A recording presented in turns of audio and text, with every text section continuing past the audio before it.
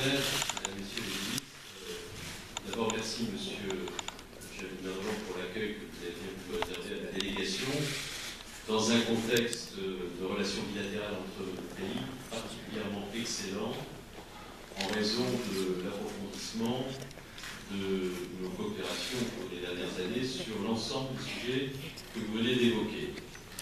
Et si j'ai souhaité que ma dernière visite à l'étranger avant la fin du quinquennat, c'est-à-dire avant la fin de mes fonctions, fut consacrée à la Tunisie, c'est précisément parce que cela avait un sens que de consacrer symboliquement cette relation et de pouvoir, avant que le quinquennat s'achève, faire le bilan de tous les sujets que nous avons eu à traiter ensemble.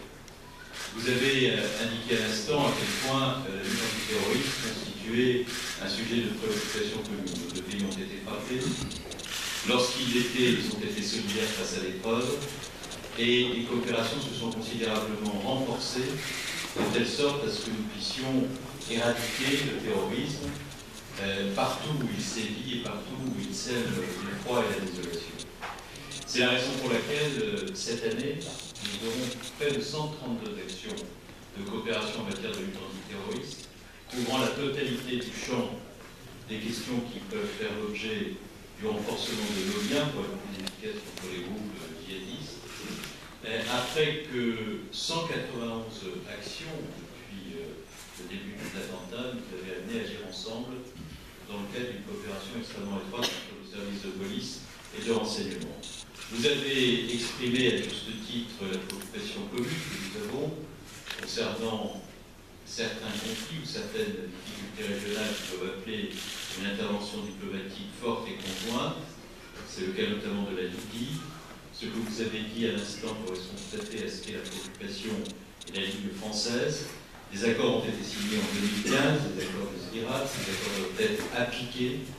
Ils doivent être appliqués dans une perspective qui soit inclusive de l'ensemble des parties signataires de cet accord, avec le souci de faire en sorte qu'une solution politique cohérente avec ces accords soit dégagée. Il faut pour cela reprendre, intensifier le dialogue, de telle sorte à ce que la stabilité en Libye soit possible. C'est une condition fondamentale pour la paix, c'est une condition fondamentale pour que des flux d'immigration illégale qui engendrent la traite des êtres humains soient maîtrisés et pour que le terrorisme soit jugulé. De ce point de vue, nous sommes bien entendu dans une communauté de préoccupation et par conséquent, comme je l'ai indiqué au Premier ministre Sarraj à l'occasion de l'entretien que j'ai eu ce matin, nous agirons en ce sens, ensemble, avec un seul et unique souci, la paix, la victoire contre le terrorisme et l'efficacité de l'action que nous conduisons ensemble. Sur le plan économique, nos relations se sont considérablement développées et je veux là aussi donner quelques exemples. Il y a eu des événements visibles et une conscience très claire, très forte, et elle est un élément de notre amitié, que nous devions être aux côtés du peuple tunisien, du gouvernement tunisien, des forces tunisiennes, dans la consolidation de la démocratie. Pas simplement dans la lutte contre le terrorisme, mais dans la consolidation de la démocratie. Les 1300 entreprises qui sont en Tunisie, 1300 entreprises françaises, qui représentent à peu près 140 000 emplois, ont la volonté de demeurer, de développer l'économie, souvent d'ailleurs dans le cadre du joint venture avec des entreprises tunisiennes. Nos importations de produits tunisiens représentent un volume de 4,2 milliards d'euros. Ça n'est pas rien en termes de confiance donnée aux industries tunisiennes, dont nous connaissons le souci de l'excellence. Ça ne veut pas non plus rien dire en termes d'intensité de nos échanges et de nos relations commerciales. Nous avons également la volonté de faire en sorte que, par la mobilisation de tous nos instruments financiers, nous puissions accompagner la Tunisie. De ce point de vue-là, je voudrais, Monsieur le chef du gouvernement, vous féliciter et nous féliciter ensemble pour la réussite de Tunisie à 2020, qui offre des perspectives très significatives de développement et de croissance pour la Tunisie. C'est près de 14 milliards d'euros qui seront mobilisés à cette fin.